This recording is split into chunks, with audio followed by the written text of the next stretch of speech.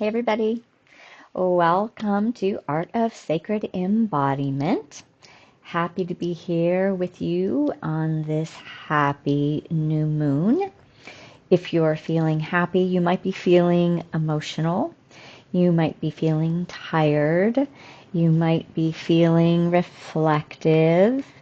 So whatever it is, trust and know that it is perfect for its activation on you. So there is the new moon meditation and light language activation in the link below for today. If you'd like to get that, you can also unlock it over on Patreon. So thank you for being here. We're going to plant some seeds today since the new moon is about seed planting, and unusually I have a lot more energy than I normally do on the new moons, and maybe it's because it's in my sign of Cancer and Jupiter, and I'm in the new era mode. Everything is moving really quickly, and just coming to the surface and just ready to move. So that's probably part of why I'm surprisingly energized. So I'm here today. We're going to plant some seeds. And so thank you for subscribing. And let's get going. So I want to talk a little bit more about remembering your wholeness. What is this meaning now? As we're heading into this second part of 2025, when Jupiter is going to be amplifying everything that we think and feel, patterns, behaviors, actions, intentions, right? Shadows. So we want to start to be really mindful because we're really in this preparation mode for the year that's going to be coming, right? And what I want to talk about is, what do I mean by remembering our wholeness? On the very basic level, one of the things that we can refer to with this, from this perspective that I work with again of embodiment, right? Coming into the body, coming into our physical form, this sacred vessel that is our physicality, the energetics of our chakras, our meridians, our channels, our solar and lunar channels, as well as our energy bodies. All of this is part of our sacred technology. We have this sacred technology because it is the technology for our spiritual evolution. We are not necessarily fully embodied. So I've said this a gazillion times, not going to go into it again here, but let's just know that whenever we experience trauma, whenever we're in divisive thoughts, emotions, whenever we're in inner conflict, outer conflict, we separate, right? Little fractals and fragments, we'll just say fragments of energy, distortions, pull us out. That is our soul presence. Okay? Whenever we're living from the outside in, we lose part of our soul presence. Whenever we are overstimulated, whenever we are overactive in the material plane, we lose part of our soul presence. It's our energy, right? Our energy leaks. And simply by the fact that as humans, we've gone through lifetimes of separation from our wholeness, part of this entire journey is to come back into wholeness, remembering that we are more soul and spirit than we are the identification of our personality. So The ancient yogic teachings have told us this forever. Jesus had his versions of talking about this. Every culture has a way of sharing from that more mystical perception the truth of the nature that as humans we are only a blip on the radar. But because on this planet we identify with physicality and we identify with the outer world in the past, we forget, right? We forget that our soul presence and our spirit is our true essence. So, the journey of this ascension process, the journey of awakening, the journey of our spiritual evolution, whatever we'd like to call it, is the homecoming to our wholeness, our spiritual birthright. So we could say in general, would you love to just live from peace and joy and harmony and balance? Would you love to be loved and to love effortlessly, freely, without fear? Would you like to live a life of flourishing and thriving where we aren't enslaved to the physical demands of survival? Yeah, right? Wouldn't we all love this? So this process of our awakening is taking us from not having those things and not being able to consistently anchor in that reality to be able to do so. It's a process. There are hard times. There's struggle along the way. And there comes the point where the struggle ceases to be struggle, where challenges cease to be hardship, where our pain and suffering cease to drag us down in a mire of stories and patterns and fears and self-negation. That is true. Many people, and maybe even you, have experienced that, are experiencing this process of remembering as we come home, as we heal.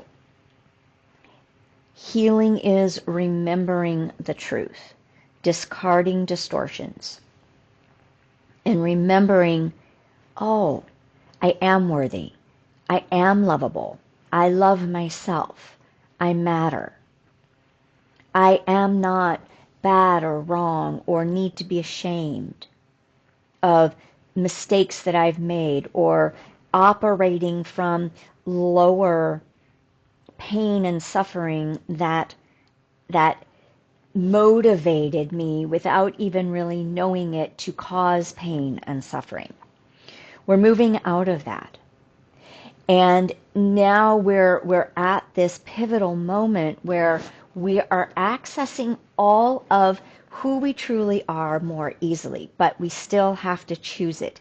And we still have to move through whatever distortions we're carrying.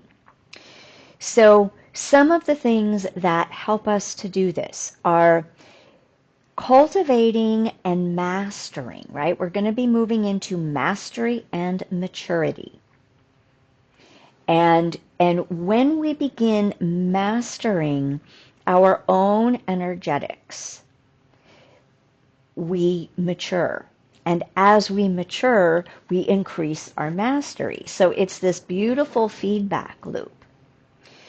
So the more that we master our ability to be embodied and to continue to stay on track, reaching our highest potentials. Nobody has reached their highest potential yet. We don't even know what our highest potential is yet. We get glimpses of it. We have connections and relationships with higher beings in multidimensional realities that are showing us, teaching us, guiding us, supporting us in remembering we too hold these higher expressions of consciousness as our birthright. But we got to climb the ladder. So part of that starts from staying in the body, being grounded, being rooted, and being able to ride the waves of the ever-changing world in its chaotic expressions outside of us at this time. That's one of the things that the grounding and centering does. We also get to discover over and over and over from the gross levels of, oh yeah, that's my personality, right? That's my personhood. Oh my gosh, that's my reactivity. That's my habits. That's my karma. We get to work through those levels, purify, clear those levels to the subtler levels of how our lower human programming, not bad or wrong, right? It is a part of our human journey. How, even on subtle levels, it still is in there dragging us down, right? It's like, oh, we think we made these strides, and we did. And then, there it is. Again. Why am I going through this again? Well, because there's layers and layers and layers that we are clearing. And every time we clear, right, we get a clearer sense of, whoa, who we are underneath that, and what the truth is underneath whatever noise that was. So we're constantly moving through all of these layers of identification, who we think we are, who we believe we are. And that's always going to be reinforced by our relationships, by the programming of the world, by whatever our belief systems are. So what we're wanting to do, right, is to keep going until we start to recognize that, oh, I can start to live from my soul presence, my higher self embodiment, my fractals of light, that then mean we're actually living from more joy, more fullness, more freedom, more truth, more faith, more trust. And we get to begin to know ourselves as these higher expressions of who we are and of being. So we also get to learn how to effortlessly transmute our shadow, right? Effortlessly. Boom. Super easy. The more we remember who we are, the easier that is to transmute without needing to identify anymore with, I'm healing my trauma. Doesn't mean that the phases and stages of healing the trauma and recognizing trauma aren't important. But it's almost like, there used to be a big thing back when I was in AA. And, this goes back like 30 years. I was in AA for roughly, I would say like 5 years. and life changer, game changer. Completely grateful to my time in Alcoholics Anonymous and the 12 steps and introducing me to a higher power. AA put me on my spiritual path. And then I was guided, right, from my own internal compass that it was time to leave Alcoholics Anonymous. And as I did this, there was a lot of, oh my gosh, you can't leave. If you leave, you're going to drink again. If you leave AA, or if you no longer identify years later when I would go back to visit, or even just friends, or even just conversations, right? If you ever stopped saying, I'm an alcoholic, then through that philosophy and that perspective and prism, the belief system was, if you don't identify as an alcoholic, you're going to forget that you're an alcoholic and you're going to drink again. Now, that might be necessary at one phase and stage, and depending on your orientation and how your life is, that's a very personal thing. I don't identify as an alcoholic anymore. That's like lifetimes ago. And I also don't drink, right? I don't have a desire to drink. It's not along my path. It doesn't align with my sacred vessel and vehicle for me. So, and I'm not willing to take a chance, right? Even though I think I've healed many of the underlying causes and conditions, I'm not interested in exploring or experimenting. Drinking does not mean that much to me. So I don't identify with that anymore. The less we identify with our personality and our trauma or our pain and suffering, the more we can begin to open and know what is blooming inside of us. And from my experience thus far, identification hasn't really taken root in many things other than the greater I am presence. Meaning, I am soul. I am the divine in me.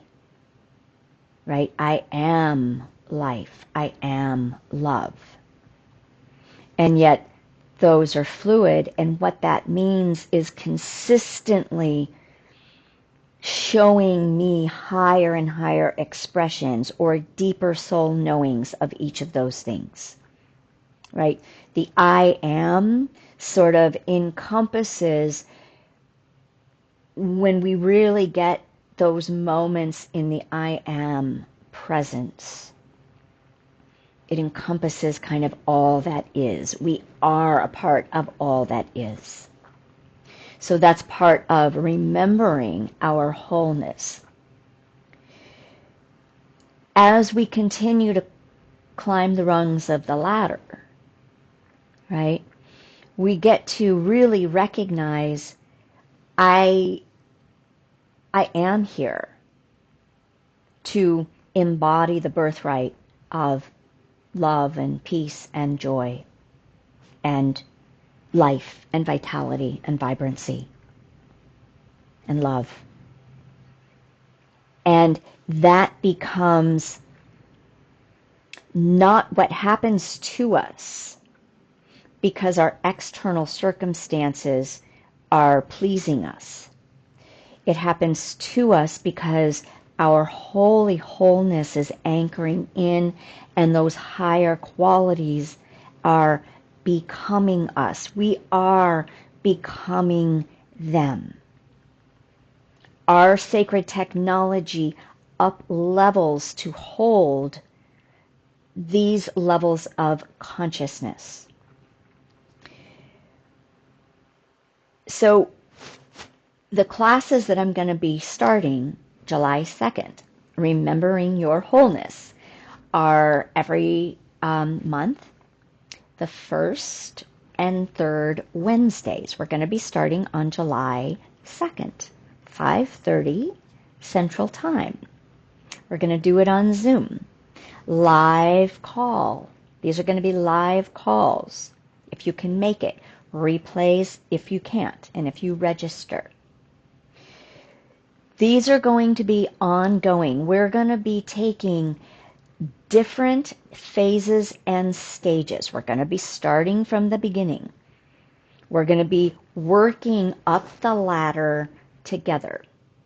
Because here's the thing, even if we're already, a good way up the ladder, what I've learned on this journey is there is always deepening. I certainly will just speak for myself, and I think that I can say I've heard many others say this, right? I don't know it all, right? I don't know all of the levels and the girth to being deeply, deeply grounded and embodied. But I have a substantial amount of knowing and understanding and subtleties of this. And mastery that I'm here to share and pass on. So this is where we're going to be starting. And then we're going to continue to work through self-love. We're going to continue to, again, one of the first classes, probably maybe in August, is going to be really working with how do you transmute your shadow? How do you do shadow work?